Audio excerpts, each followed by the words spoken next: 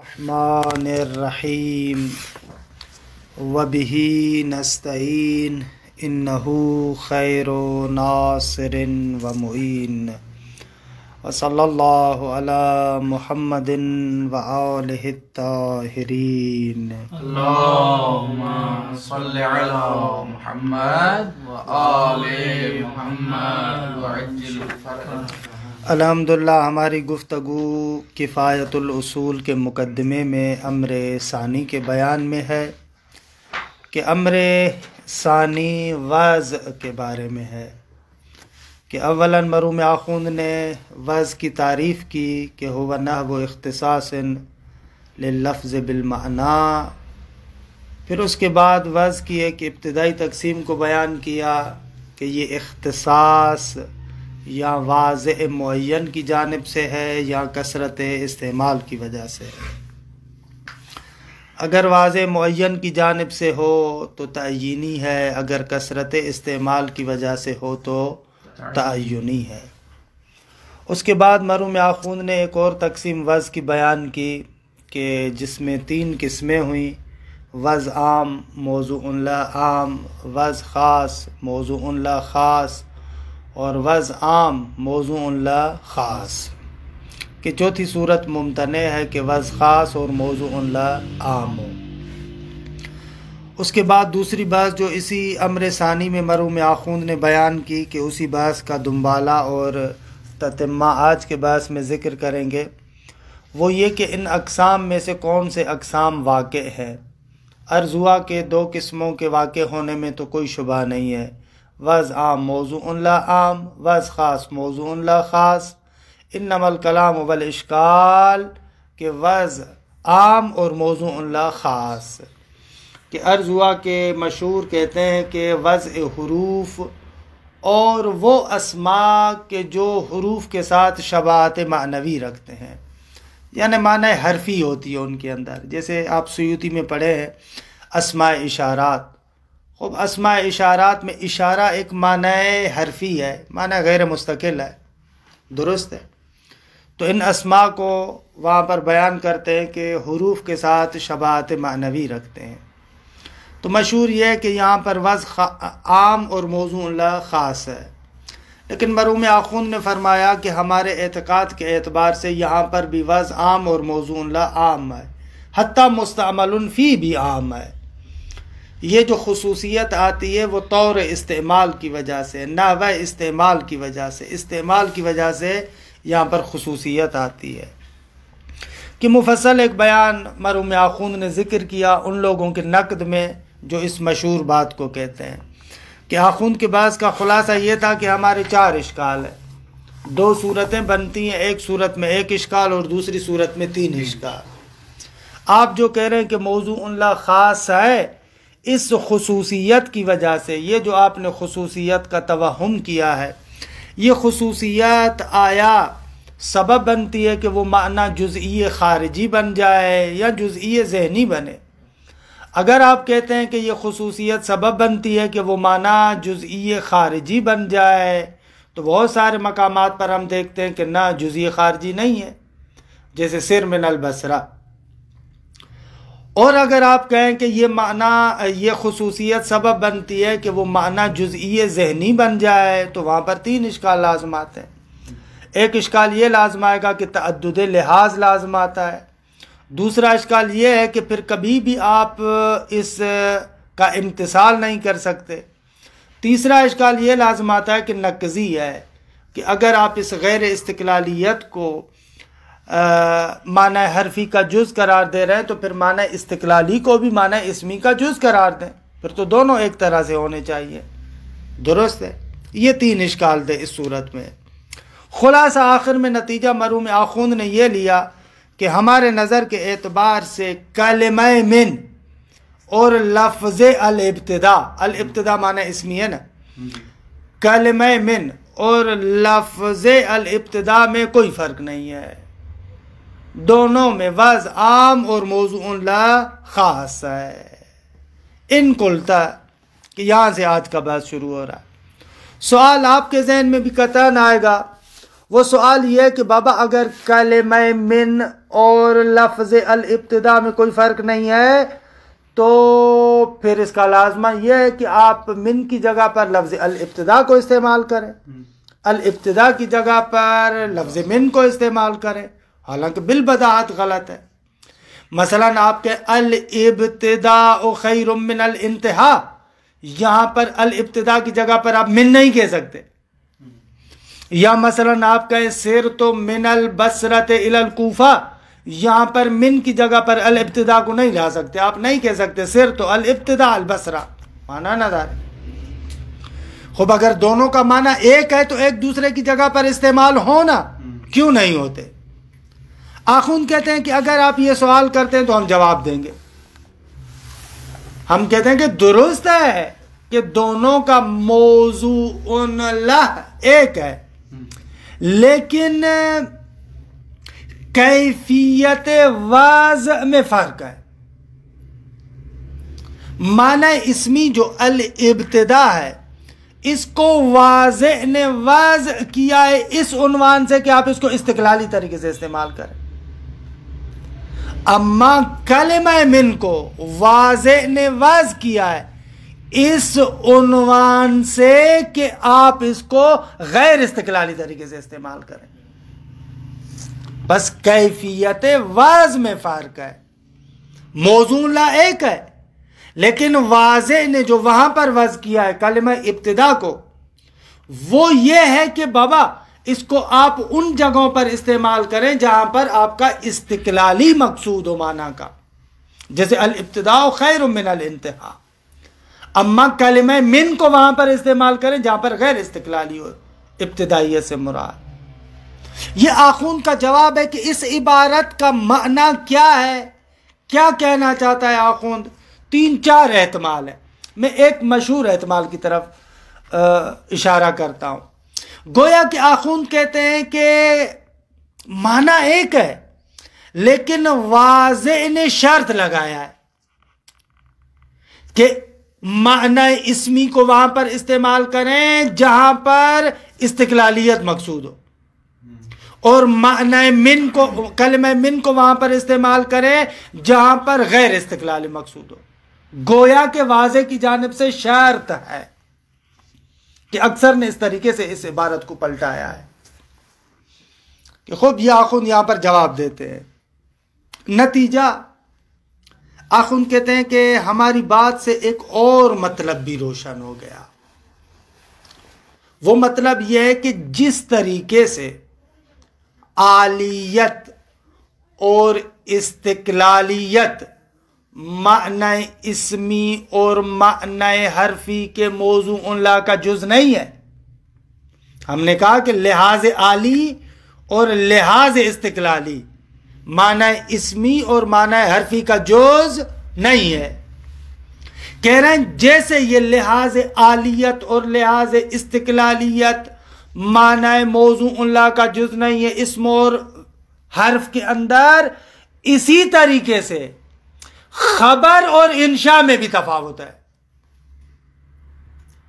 یعنی خبر اور انشاء میں معنی موضوع لا ایک ہے، وہ یہ ہے کہ کسی فعل کی یا کسی چیز کی آپ نسبت تامہ دے رہے ہیں کسی کی طرف، ضرب زید یا بیعت، درست ہے۔ اگر یہاں پر اخباریت مقصود ہو تو آپ بے کی نسبت دیتے فاعل کی طرف، ایک نسبت تامہ ہے فاعل کی طرف۔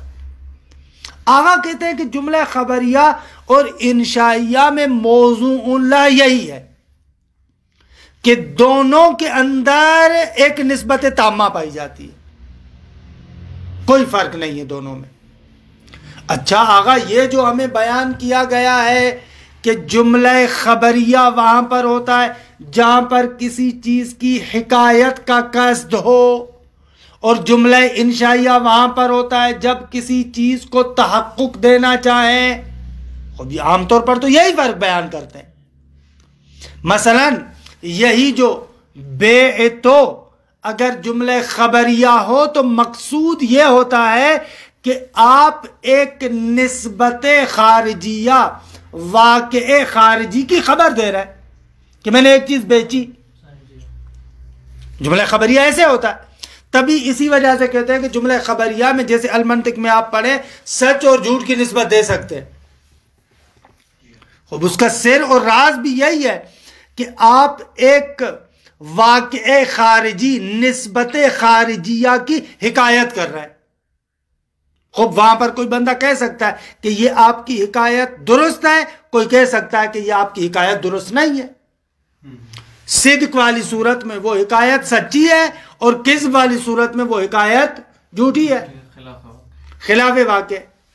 جبکہ انشاء کے اندر ہم یہ نہیں کرتے ایک حقیقت واقعہ کی حکایت کریں, نہ بلکہ ہم چاہتے ہیں کہ اس کو عالم اعتبار میں ایجاد کریں.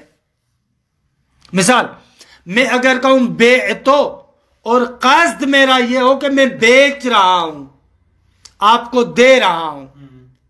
خوب یہاں پر جو انشاء کی صورت میں ہے یہاں پر مقصود یہ ہے کہ اس نسبت تامہ کو عالم اعتبار میں وجود دے رہا ہوں. بابا اس شے کو میں آپ کی ملکیت میں دے رہا ہوں. عالم اعتبار میں جو عقلائی اعتبارات ہیں وہاں پر میں اس کو جعل کر رہا ہوں, اپنی ملکیت سے باہر نکال کر آپ کی ملکیت میں لا رہا ہوں. انشاء ایسے ہوتی ہے. کلن جتنے بھی انشائیات ہیں وہاں پر آپ ایک شے کی حکایت نہیں کرتے بلکہ ایک شے کو عالم اعتبار میں ایجاد کرتے. درست ہے؟ عام طور پر تو ہمیں یہی سمجھایا گیا ہے اور اسی وجہ سے کہتے ہیں کہ انشاء کے اندر سچ اور جھوٹ کی نسبت نہیں ہوتی. درست ہے؟ مرحوم آخوند کہتے ہیں یہ جو آپ قصد حکایت کر رہے ہیں یا عالم اعتبار میں اس کو جعل کر رہے ہیں, یہ دونوں لحاظ عالی اور استقلالی کی طرح شؤونات استعمال میں سے ہیں. دونوں کو چھوڑ کے ہاں, موضوع اللہ دونوں کا وہی نسبت تامہ ہے. جیسے وہاں پر ہم کہہ رہے ہیں کہ دونوں کا معنی الابتداء ہے, استعمال کے شؤونات میں سے لحاظ عالیت اور لحاظ استقلالیت ہے.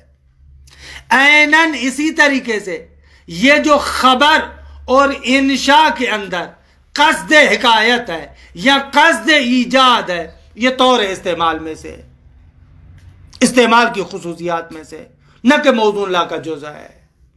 دوسرے لفظوں میں جیسا کہ چند دن پہلے ہم لوگ حلقہ اولیٰ کا بھی مباحثہ کر رہے تھے تو وہاں پر عرض کیا تھا نا, مرحوم آخوند نے مرحوم شہید صادر نے کہا کہ آخوند اس قصد حکایت کو اور قصد ایجاد کو, یہ جو حکایت ہے اور یہ جو ایجاد ہے, اس کو موضوع اللہ کا جز نہیں قرار دیتے بلکہ کہتے ہیں کہ یہ مدلول تصدیقی میں سے.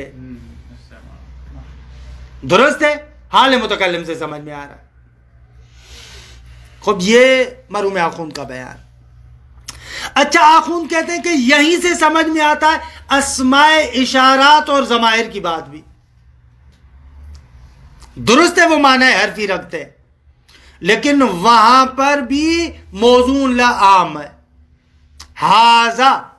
ہاذا یہ جو واضح ہوا ہے مشار الیہ محسوس مفرد مذکر کے لیے, کلی مفرد مذکر آپ کا جو مشار الیہ اس کے لیے واضح ہوا ہے. اما یہ جو اشارہ کر رہا ہوں خصوصیت سے, یہ اس کی طرف یہ خصوصیت اس استعمال کی وجہ سے آ رہی ہے. یہ موبائل, یہ کتاب جب میں استعمال کرتا ہوں تو اس استعمال کی وجہ سے خصوصیت سے تخصص آتا ہے. اما معنی کلی معنی عیناً وہی جو بیان حرف کے مورد میں بھی ذکر کیا تھا, چاہے اسماء اشارات ہو چاہے ضمائر ہو. تشخص اور خصوصیت اس استعمال کی خصوصیات میں سے, موضوع اللہ عام ہے. یہ تقریباً اسی کل کے بعض کا ہی تتمہ ہے کہ جس کو بیان کرتے ہیں آخوند کے. اس طریقے سے یہ بات پوری ہو جاتی ہے. دیکھیں عبارت کو, ان قلت فرماتے ہیں اگر آپ اشکال کریں, الا ھذا ہاذا یعنی معنی حرف اور اسما میں کوئی فرق نہیں ہے، حروف اور اسما میں کوئی فرق نہیں ہے. ہاذا یعنی یہ، الا ہاذا اس بنا پر کہ حروف اور اسما میں کوئی فرق نہ ہو، لم یبق فرق بین الاسم والحرف فی المعنی، کہ بھائی جب موضوع اللہ دونوں میں عام ہے تو پھر اسم اور حرف میں معنی کے اعتبار سے کوئی فرق باقی نہیں رہے گا. خوب نہ رہے کیا ہوگا؟ وَلَازِمَ اور لازم آئے گا کونو مثل کلمت من ولفظ الابتداء مترادفین، اس کا لازمہ یہی ہوگا جب معنی میں کوئی فرق نہیں ہے تو کلمہ من اور لفظ ابتداء مترادف ہونے چاہیے، دونوں ابتداء پر دلالت کرتے ہیں، دونوں کا موضوع الابتدائیت ہے. خوب ہو جائے کیا ہوتا ہے؟ کہتے ہیں لازم آئے گا کہ کلمہ من اور لفظ ابتداء مترادفین ہو جائے. خوب چیمی شے، خوب اس کا لازمہ یہ کہ لازمہ ایک یہ اور لازمہ ساہا استعمال کل منہما فی موضع الاخر، کہ پھر صحیح ہوگا دونوں میں سے ہر ایک کا استعمال دوسرے کی جگہ پر، اسم کو حرف کی جگہ پر، حرف کو اسم کی جگہ پر استعمال. لازمہ پر عطف ہوگا ساگا نہ جواب ہوگا. بلے ان قلت علی ھذا لم یبق فرق بین الاسم والحرف فی المعنی ولازم کون مثل کلمت من ولفظ الابتداء مترادفین صح، کہ صحیح ہو جائے گا ایسے استعمال کل منہما فی موضع الاخر. وہکذا سائر الحروف مع الاسماء الموضوعۃ لمعانیہا، نہ فقط کلمہ من اور الابتداء بلکہ تمام حروف اسی طریقے سے ہوں گے. وہکذا سائر الحروف اور اسی طریقے سے تمام حروف مع الاسماء الموضوعۃ لمعانیہا، ان اسماء کی نسبت سے جن اسماء کے معنی کے لیے ان حروف کو وضع کیا گیا. اگر آپ کہتے ہیں انا مثلا جو ہے وہ کہ تحقیق کے لیے، انا تحقیق کے لیے، کان تشبیہ کے لیے، فلاں کے لیے، جتنے بھی ہیں مثلا، درست ہے، ان اسماء کی یا ان حروف کی نسبت، ان حروف کی ان اسماء کے ساتھ نسبت ایک جیسی ہو جائے گی، ترادف ہو جائے گا. وَهُوَ بَاطِلٌ بِالضَّرُورَةِ، اور یہ کہ کلمہ من اور لفظ ابتداء مترادف ہوں اور تمام حروف کہ جن اسماء کے معانی میں ہیں ان اسماء کے ساتھ ترادف رکھتے ہوں، یہ باطل ہے، کما ہوا واضح ہو، جیسا کہ روشن ہے. کیوں باطل ہے؟ اس لیے کہ ایک کو دوسرے کی جگہ پر استعمال نہیں کر سکتے. پورا اشکال ہے. ہاں اشکال ہے. ان قلتا ایسے ایک دوسرے کی جگہ پر استعمال ہو سکتے ہو حالانکہ نہیں ہو سکتے، یہ اشکال ہے. قلت الفرق بینہما انما ہوا فی اختصاص کل منہما بوضع، اگر فرق کیفیت وضع میں، فرماتے ہیں اسم اور حرف میں جو فرق ہے وہ فقط اور فقط اس بات میں کہ دونوں میں سے ہر ایک وضع خاص کے ساتھ، وضع خاص یعنی کیفیت وضع.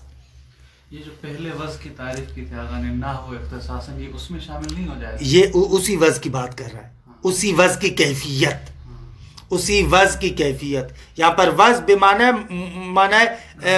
متصور نہیں ہے، معنی متصور نہیں ہے، بالکل اختصاص، نحو اختصاص کی کیفیت وضع کہ دیگه اس کو آغا نائنی وغیرہ کہتے ہیں، یعنی شرط الوضع، شرط الوضع ہے. فرق استعمال میں بھی ہوگا، کس میں؟ مثلا وزن کی ایک جیسی ہے، یعنی من اور ابتدا کی ایک ہی معنی ہے، بھلے، لیکن فرق فقط استعمال میں ہوگا. ہاں کیوں فرق ہے؟ اس لیے کہ واضح نے شرط کی ہے کہ اس کو یوں استعمال کرو، اس کو یوں استعمال یہ کرو. احتمال آگا دے رہے ہیں، یہ احتمال ہوگا. نہ احتمال نہیں، یہ تعلیل ہے ان کی، کیونکہ اس میں تو شک نہیں ہے نا کہ آپ حرف کی جگہ پر اسم کو استعمال نہیں کر سکتے. دوسری طرف سے آپ کہتے معنی بھی ایک ہے، تو فارق کیا ہے؟ تو کہتے ہیں فارق وہی شرط واضح ہے، کیفیت واضح میں تفاوت ہے کہ واضح نے یہاں پر یہ شرط لگائے، وہاں پر وہ شرط لگایا. کہ خوب اس پر اشکال کرتے ہیں نا کہ واضح اشکال ہے آخوند کی اس توجیہ پر کہ بابا اگر واضح نے شرط کیا ہے تو ہم پر واضح کی شرط کو قبول کرنا تو لازم نہیں ہے. سلمنا، اس نے شرط کیا، زیادہ سے زیادہ اس شرط کی مخالفت ہو نا، استعمال غلط کیوں ہو رہا ہے؟ یہ معمولہ ناخن پر اشکال کرتے ہیں کہ دیکھیے اشکال وارد ہے. الفرق بینہما انما ہوا فی اختصاص کل منہما بوزن. کیسے؟ حیث انہو کہ شان یہ ہے کہ وضع الاسم اسم کو وضع کیا گیا ہے لیراد منہ معناہ بما ہوا وفی نفسہ. کہ شان یہ ہے کہ اسم کو وضع کیا گیا ہے کہ اس اسم سے ارادہ کیا جائے اس اسم کی معنی کا بما ہوا وفی نفسہ، یعنی معنی استقلالی. اسم کو وضع کیا گیا کہ اس سے معنی استقلالی کا ارادہ کیا جائے. والحرف اسم پر عطف ہو رہا ہے، اور حرف کو وضع کیا گیا ہے لیراد منہ معناہ لا کذالک، کہ حرف سے ارادہ کیا جائے اس حرف کی معنی کا نہ اس طریقے سے، یعنی معنی استقلالی کے طور پر. یہ نہ معنی استقلالی کے طور پر نہ، بلکہ معنی عالی کے طور پر. بل بما ہوا آلۃ لغیرہ، بلکہ اسے ارادہ ہو اس کی معنی کا اس اعتبار سے کہ وہ حالت و غیر کے لیے، یعنی عالی کے اعتبار سے. کما مرت الاشارۃ الیہ غیر مرت، بہت مرتبہ بابا اس کی طرف اشارہ کیا. فالاختلاف پس نتیجہ بین الاسم والحرف فی الواضع، یعنی واضع یعنی کیفیت واضع، کیفیت واضع میں فرق ہے. کہ یکون موجبا لعدم جواز استعمال احدہما فی موضع الاخر، کہ جو کیفیت واضع کا تفاوت سبب بنا ہے کہ جائز نہ ہو دونوں میں سے ہر ایک کو استعمال کرنا دوسرے کی جگہ پر. وَإِنِ اتَّفَقَا فِي مَا لَهُ الْوَازِ، اگرچہ موضوع لا میں دونوں متفق ہیں، دونوں میں اگرچہ موضوع لا ایک ہی ہے. ایک ہی معنی ہے تو پھر دو قسم کس اعتبار سے بنائے؟ کیفیت وضع میں فرق ہوا نا، واضح نے شرط قرار دیا کہ اس کو وہاں پر استعمال کرو جہاں پر معنی استقلالی ہے، اس کو وہاں پر استعمال کرو جہاں پر معنی حرفی ہے. ایسے وقد عرفت بما لا مزید علیہ، آگا بہت زیادہ آپ کو وضاحت کی ہے ہم نے، اس سے زیادہ اور کیا وضاحت کریں. وقد عرفت ان نحو ارادت المعنی لا یکاد یمکن ان یکون من خصوصیاتہ و مقوماتہ.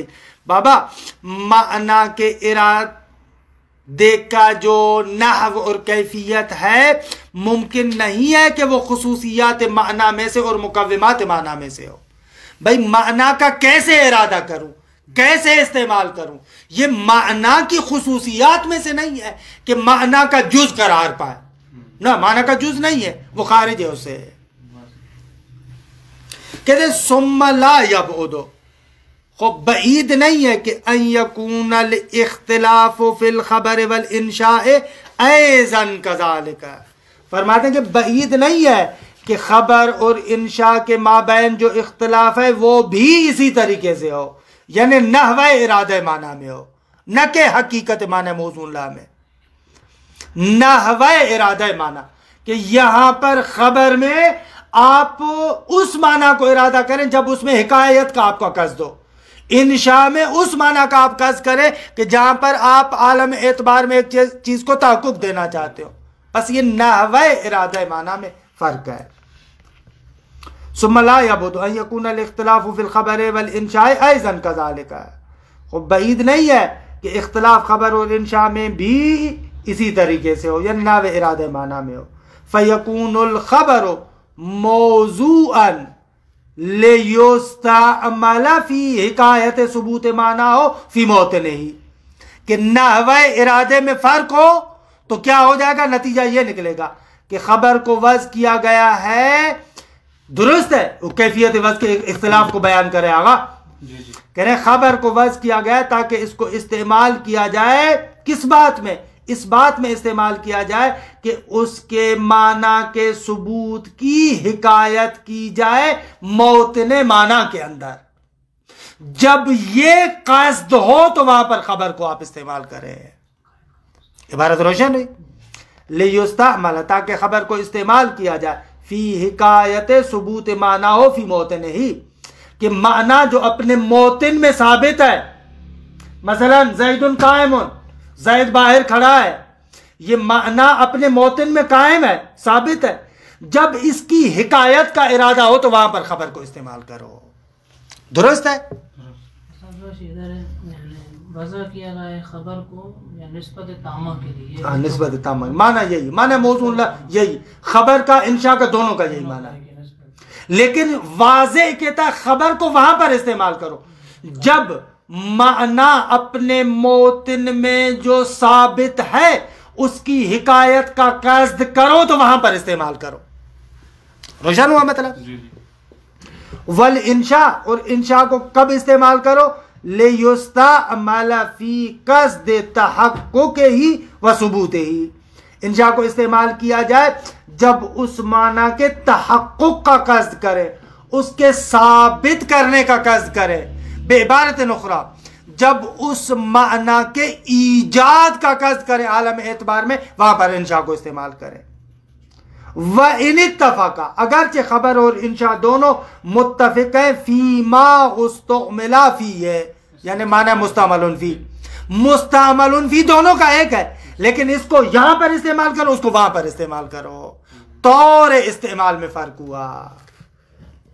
ثم انہو، فرماتے کہ شان یہ ہے کہ قدن قدہ مما حققنا ہو، جو ہم نے بڑی تحقیق کی اس سے روشن ہو گیا کہ انہو، شان یہ ہے کہ یمکن ان یقال، کہ یوں بھی کہا جا سکتا ہے کہ ان المستعمل فیہ فی مثل اسماء الاشارت والضمائر ایضا عامون، اگر اسماء اشارہ جیسے اسماء اور ضمائر جیسے اسماء میں بھی مستعمل فی عام ہے. وَإِنَّ تَشَخُّصَهُ، اور اس مستعمل فی کا تشخص اور خصوصیت انما نشأ من قبل طور استعمالها، وہ پھوٹا ہے، پیدا ہوا ہے طور استعمال کی جانب سے، جو آپ کے استعمال کا طریقہ ہے اس سے کیا ہے تشخص اور خصوصیت آئی ہے. اما مستعمل فی معنی عام ہے، مستعمل فی یعنی وہی معنی وضعی ہوگی نا، معنی وضعی ایک، اور جس میں آپ استعمال کریں وہ مستعمل فی، اور ایک استعمال جو کل میں نے بیان کیا تھا مستعمل فی یعنی جس میں استعمال کر رہے ہیں. 4 اسٹیپ تھے نا. ہے سو ان، کیوں بھائی؟ اس لیے کہ ان اسماء الاشارت وضعت، اسماء اشارہ کو وضع کیا گیا ہے کس کے لیے؟ لیشار بها، تاکہ ان اسماء اشارے کے ذریعے سے اشارہ کیا جائے الی معانیہا، ان کے معنی کی طرف. وَقَذَا بَعْضُ الضَّمَائِرِ، اور اسی طریقے سے بعض ضمائر جیسے ضمائر غائبی ہے وہ بھی ایسے ہی ہے. درست ہے؟ مثلا ہوا کو مفرد مذکر کے لیے وضع کیا گیا، حاذا کو مفرد مذکر کے لیے وضع کیا گیا، کلیہ مفرد مذکر. اما اس میں یہ جو میں نے کہا یہ خوبصورتی کے طور استعمال سے ہے، خاص بنا کے. وَبَعْضُهَا، اور بعض ضمائر کو وضع کیا گیا ہے، اس بعضها سے مراد مخاطب والی ضمیر، لِيُخَاطَبَ بِهِ الْمَعْنَى، تاکہ اس بعض کے ذریعے سے معنی کے ساتھ خطاب کیا جائے. تم، انت، انتما، ایسے کہتے ہیں. وَالْإِشَارَةُ وَالتَّخَاطُبُ يَسْتَدْعِيَانِ التَّشَخُّصَ كَمَا لَا يَخْفَى، لیکن اگر خصوصیت سے کہا، خصوصیت کہاں سے آ رہی؟ یہ جو آپ اشارہ کر رہے ہیں، یہ جو آپ انتا کہہ رہے ہیں یہ اشارہ اور تخاطب مقتضی ہے تشخص کا، یہ طور استعمال میں سے ہوا. اما ان کا موضوع اللہ معنی کلی ہے، موضوع اللہ یا مستعمل فی معنی کلی ہے، مفرد مذکر. اگر حاذا ہر مفرد مذکر میں استعمال ہوگا، ہوا بھی ایسے ہی. درست ہے؟ مفرد مذکر غائب کے لیے. اما یہ والا وہ والا یہ جو مختص کر رہا ہے خوب یہ کہ استعمال کی وجہ سے آ رہا ہے. حاذا اور ہوا کا اشارہ بھی ایک ہی ہوتا ہے، کوئی فرق ہے اشارے میں؟ کیا مقام استعمال میں جب ہم اگر چیزیں تو دو ہیں نا، ایک اس میں اشارہ ہے ایک ضمیر ہے، لیکن جیسے اسم اور من کے استعمالات معنی میں میں کوئی فرق نہیں کہہ رہے. اس یعنی ہم اس میں تو کوئی فرق نہیں کہ وہ اس میں اشارہ جدا چیز ہے اور ہوا جدا چیز ہے، ضمیر ہے وہ اسم ہے. اما ان کا جو موضوع اللہ مفرد مذکر وہ ایک ہی ہے، کلی ہے. بھلے اس میں تو کوئی فرق نہیں ہے. استعمال کے وقت بھی استعمال میں تشخص آتا ہے، استعمال میں کلی میں تھوڑی استعمال کرتے ہیں. اشارہ جب بھی کسی چیز کی طرف کرتے ہیں تو ایک خاص شے کی طرف کرتے ہیں. ہاضا سے کریں یا ہوا سے کریں تو ایک ہی اشارہ نہیں ہوگا نا، ہوا تو ضمیر ہے نا، ہوا سے آپ اس مرجع کی طرف اشارہ کر رہے ہیں، پلٹا رہے ہیں اس کو. خوب دیکھیں ان فرق ہم نامی کو نہیں دیکھے، اس سے کوئی فرق نہیں پڑ رہا، اس میں کوئی فرق نہیں پڑ رہا، اس سے کوئی فرق نہیں پڑ رہا. آخوند یہاں پر صرف یہ کہنا چاہ رہے ہیں کہ بابا دونوں کا جو مستعمل فی ہے وہ کلی ہے. درست ہے. اشارے اور ضمیر غائب میں آگا فرق ہے نا. اشارہ آپ ایک شیء محسوس ہے حاضر کی طرف کرتے ہیں، اما ضمیر غائب ایسے ہوتی ہے، غائب کے لیے ہوتی ہے نا میرے جان. جبھی تو دو چیزیں ہوں گی، ایک بھلے تبھی تو دو چیزیں ہوئی ہیں. کما لا یخفا، جیسے کہ یہ بات مخفی نہیں ہے آپ پر. پس فدعوا، یہ ہمارا دعویٰ کرنا کہ ان المستعمل فی مثل هذا او ہوا او ایاک انما هو المفرد المذکر وتشخصه انما جاء من قبل الاشارة او التخاطب بهذه الالفاظ الیہ، کیونکہ فإن الاشارة او التخاطب لا يكاد يكون الا الى الشخص او مع الشخص غیر مجازفت. دعویٰ کی خبر فدعوا غیر مجازفت. بابا ہمارا یہ دعویٰ کرنا کوئی غلط نہیں ہوگا، درست ہے. کیا دعویٰ کرنا؟ یہ دعویٰ کہ مستعمل فی حاضا جیسی چیزوں میں، ہوا اور ایاک جیسی چیزوں میں مستعمل فی وہی کلی مفرد مذکر ہے، مستعمل فی کلی مفرد مذکر ہے، اور تشخص اس کا یعنی مستعمل فی کا تشخص وہ اشارے اور تخاطب کی وجہ سے آیا. فرماتے ہیں وتشخصہ، یعنی اس مستعمل فی کا تشخص انما جاء من قبل الاشارۃ، اشارے کی جانب سے، او التخاطب بہذہ الالفاظ الیہ، ان الفاظ کے ذریعے سے، الیہ یعنی مفرد مذکر کی جانب، اشارہ یا تخاطب کس کی طرف؟ مفرد مذکر کی جانب. درست ہے، اس کی وجہ سے آیا ہے تشخص. کیوں بابا؟ اس لیے کہ فإن الاشارۃ او التخاطب لا یکاد یکون، اس لیے کہ اشارہ اور تخاطب نہیں ہوتا الا الی الشخص، مگر اشارہ شخص کی طرف ہوگا یا تخاطب شخص کے ساتھ ہوگا، معہو تخاطب کے اعتبار سے اور الی الشخص اشارے کے اعتبار سے. یہ دعویٰ غیر مجازفت، مجازفہ گوئی نہیں ہے، گزاف گوئی نہیں ہے.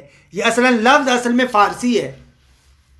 جزاف جو آپ کہتے ہیں یعنی وہی جو فارسی میں کہتے ہیں نا گزاف، ایسے ایسے ہانک دینا.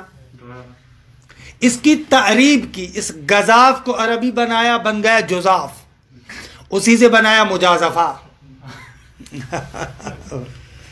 یہ آخوند نے نہیں بنایا، یہ ویسے ہی عربی زبان میں ہے. درست ہے. ایسے ہے نا، مثلا عربی میں بھی دوسری زبانوں کے الفاظ آتے ہیں، جیسے مثلا آپ پڑھتے ہیں سازج، سازج، خوب یہ اصل میں فارسی کا لفظ ہے، سادہ، سادہ کو بنایا سازج، تعریب کر دی. اسے بہت زیادہ ہوتا ہے الفاظ. یا مثلا ایک کتاب ہے نا شرح انموزج، خوب یہ انموزج، نموزج کی جمع، نموزج وہی فارسی لفظ نمونہ، نمونہ کو نموزج بنایا، نمازج بنایا، وہی سارے نمونہ اسی کو بنایا. تعریب ہے. بس دوسری زبانیں صرف عربی کے الفاظ نہیں کھاتی، عربی بھی دوسری زبانوں کے الفاظ کھاتی ہے. فتلخص مما حققناہ، آگا خلاصہ کریں پوری بحث کا. کہتے ہیں جو ہم نے تحقیق کی اس کا خلاصہ یہ ہے کہ ان التشخص الناشئ من قبل الاستعمالات، کہتے ہیں وہ تشخص کے جو استعمالات کی وجہ سے پیدا ہوتا ہے، لا یوجب تشخص المستعمل فیہ، مستعمل فی کے تشخص کا باعث نہیں بنتا. آخوند نے مطلب جو بیان کیا اس کے لیے عبارات بار بار ذکر کر رہا ہے. اس کا سبب یہ ہے کہ نئی بات کر رہا ہے نا، دوسروں کی مخالفت میں بات کر رہا ہے، تو لہذا بار بار اس عبارت کو لا رہا ہے تاکہ اس بات کو آپ کے ذہن میں نافذ کرے. فتلخص مما حققناہ ان تشخص الناشئ من قبل الاستعمالات لا يوجب تشخص المستعمل فيه حالا سواء كان تشخصا خارجيا، چاہے وہ تشخص خارجی ہو کما فی اسماء الاشارات، اسماء اشارات میں تشخص خارجی ہے، او ذہنیان یا تشخص ذہنی جیسے اسماء اجناس اور حروف میں ہے، من غیر فرق فی ذالک، آگا یہ فرق نہیں کرتا، من غیر فرق فی ذالک اصلا بین الحروف و اسماء الاجناس، دیکھیں کوئی فرق نہیں پڑتا، اسماء اجناس ہوں حروف ہوں ان میں اس سے کوئی فرق نہیں پڑتا، تشخص استعمال کی وجہ سے آتا ہے، وہ مستعمل فی کے تشخص کا باعث نہیں بنتا کہ آپ اس کو بھی خاص کریں، نہ مستعمل فی عام ہے، مستعمل فی عام ہے تو موضوع لفظ بطریق اول عام ہے، وَلَأَمْرِي هَذَا وَاضِحٌ، پھر کہتے مجھے اپنی جان کی قسم ہے کہ بابا یہ بات تو بالکل واضح ہے یار، وَلِذَا پھر کہتے اسی لیے لَيْسَ فِي كَلَامِ الْقُدَمَاء، جو قدماء کے کلام ہیں ان کے کلام میں نہیں ہے، من کون الموضوع او المستعمل فیہ خاصا، لَيْسَ فِي كَلَامِ الْقُدَمَاء عین ولا اثر، کہتے ہیں کہ کلام قدماء میں اس کا عین و اثر نہیں ہے کہ موضوع لہ یا مستعمل فی حرف کے اندر خاص ہے، نہ قدماء کے کلام کے اندر اصلاً بات ہی نہیں ہے، یہ متاخرین نے کہا ہے، وَإِنَّمَا ذَهَبَ إِلَيْهِ بَعْضُ مَنْ تَأَخَّرَ، اگر اس نقطے کی طرف بعض متاخرین گئے ہیں، وَلَعَلَّهُ، اور یہ بعض بھی جو اس نقطے کی طرف گئے شاید اس وجہ سے کہ لِتَوَہُمِ قَوْنِ قَصْدِهِ بِمَا هُوَ فِي غَيْرِهِ، بے بخشید، لِتَوَہُمِ قَوْنِ قَصْدِهِ بِمَا هُوَ فِي غَيْرِهِ من خصوصیات الموضوع لہ او المستعمل فیہ، وہ بھی اس توہم کی وجہ سے، وہ بھی اس وجہ سے کہ انہوں نے توہم کیا ہے کہ بابا معنی کا قصد کرنا اس اعتبار سے کہ وہ اعلیٰ ہو، درست ہے، اس تمام سطر کا معنی یہی، یعنی غیر استقلالی، معنی کو قصد کرنا اس عنوان سے کہ وہ غیر کے اندر ہے، یہ ہے لتوہم قون قصدہی من خصوصیات الموضوع لا او المستعمل فی، توہم کیا ہے کہ یہ خصوصیات موضوع لا یا خصوصیات مستعمل فی میں سے، یعنی لحاظ عالی مستعمل فی یا موضوع لا کے خصوصیات میں سے، یہ انہوں نے توہم کیا ہے، پہلے اشارہ کیا، بلے والغفلت، اور اس نقطے سے غفلت کہ من ان قصد المعنی من لفظہی علی انہائی لا یکاد یکون من شؤونہی و اطوارہی، اور اس نقطے سے غفلت کی ہے کہ بابا معنی کا قصد کرنا لفظ سے علی انہائی مختلف طریقوں سے، چاہے عالی ہو چاہے استقلالی ہو، لا یکاد یکون من شؤونہی، وہ شؤونات معنی میں سے نہیں ہے، اطوار معنی میں سے نہیں ہے، درست ہے، اس نقطے سے انہوں نے غفلت کی ہے کہ یہ آپ معنی کا کیسے قصد کرتے ہیں، نحوہ معنی کا استعمال، نحوہ معنی کا عالی ہے، استقلالی ہے، حکایت ہے، ایجاد ہے، یہ کہتے ہیں اس سے غفلت کی ہے ان لوگوں نے، کہ ان لوگوں نے سمجھ لیا ہے کہ یہ شؤونات معنی میں سے، اطوار معنی میں سے، حالانکہ ایسے نہیں ہے، درست ہے، والغفلہ من ان قصد المعنی فی لفظہی علی انہائی، اس نقطے سے غفلت کہ معنی کا قصد کرنا اس لفظ سے، یعنی معنی کے لفظ سے علی انہائی، کسی طریقے کا بھی ہو، درست ہے، جیسا بھی ہو، استقلالیت، عالیت، اخباریت، انشائیت وغیرہ، یہ نہیں ہوتا من شؤون ہی، معنی کے شؤونات میں سے اور معنی کے اطوار میں سے، درست ہے، شؤونات معنی اور اطوار معنی میں سے نہیں، شؤونات اطوار یعنی خصوصیات، درست ہے، بھلے اطوار میں سے، معنی کے اطوار میں سے نہیں، استعمال کے اطوار میں سے، استعمال کے اطوار میں سے، بھلے وَإِلَّا، اگر یہ شؤونات میں سے ہو تو فَلْيَكُنْ قَصْدُهُ بِمَا هُوَ وَفِي نَفْسِهِ كَذَلِكَ، پھر تو استقلالیت بھی شؤونات معنی میں سے ہونا چاہیے، وہ نقض اشکال کی طرف اشارہ کر، جو پہلے بیان کیا. وَإِلَّا فَلْيَكُنْ قَصْدُهُ، اس معنی کا قصد کرنا بما ہوا یعنی استقلالی طریقے سے، وفی نفس یعنی وہ استقلالی طریقے سے، کذالک یعنی من شؤون و اطوار، اسی طریقے سے ہو یعنی معنی کہ شؤونات اور اطوار میں سے ہو.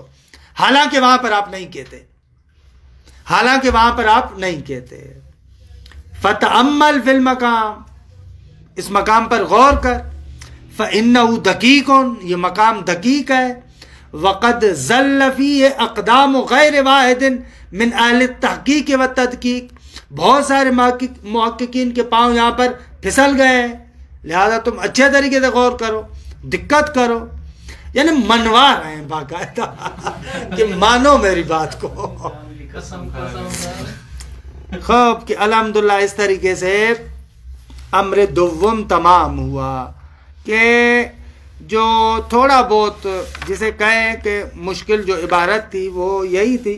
بقایا انشاءاللہ آگے اتنی سنگین عبارت نہیں ہے انشاءاللہ. اللهم صل على محمد وآل محمد.